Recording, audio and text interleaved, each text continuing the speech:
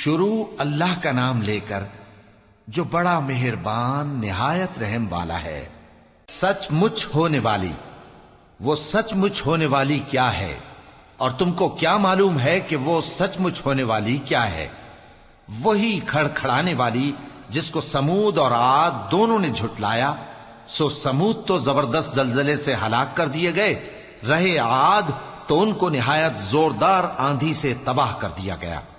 اللہ نے اس کو 7 رات اور 8 دن ان پر چلائے رکھا، تو اے مخاطب تو ان لوگوں کو اس میں اس طرح گرے ہوئے دیکھتا جیسے کھجوروں کے کھوکھلے تنے، پھر کیا تو ان میں سے کسی کو بھی باقی دیکھتا ہے؟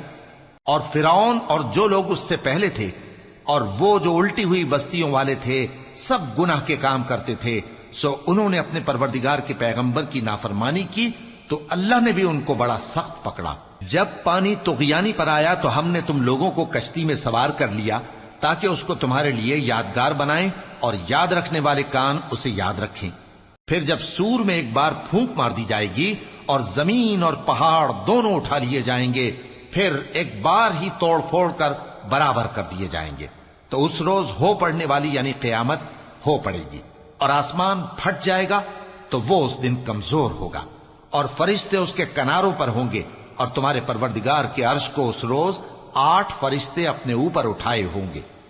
اس روز تم لوگ سب پیش کیے جاؤ گے اس طرح کہ تمہاری کوئی پوشیدہ بات چھپی نہ رہے گی۔ اب جس کا اعمال نامہ اس کے داہنے ہاتھ میں دیا جائے گا وہ دوسروں سے کہے گا کہ لیجئے میرا نامہ اعمال پڑھیے، مجھے یقین تھا کہ مجھ کو میرا حساب کتاب ضرور ملے گا۔ پس وہ شخص من مانے عیش میں ہوگا، یعنی اونچے باغ میں جس کے میوے جھکے ہوئے ہوں گے۔ ان سے کہا جائے گا کہ جو اعمال تم ایام گزشتہ میں آگے بھیج چکے ہو ان کے عوض مزے سے کھاؤ اور پیو۔ اور جس کا نامہ اعمال اس کے بائیں ہاتھ میں دیا جائے گا تو وہ کہے گا اے کاش مجھ کو میرا اعمال نامہ نہ دیا جاتا اور مجھے معلوم نہ ہوتا کہ میرا حساب کیا ہے۔ اے کاش موت میرا کام تمام کر چکی ہوتی، آج میرا مال میرے کچھ بھی کام نہ آیا، مجھ سے میرا اقتدار جاتا رہا۔ حکم ہوگا کہ اسے پکڑ لو، اب اسے طوق پہنا دو، پھر دوزخ کی آگ میں اسے جھونک دو، پھر زنجیر سے جس کی لمبائی 70 گز ہے جکڑ دو۔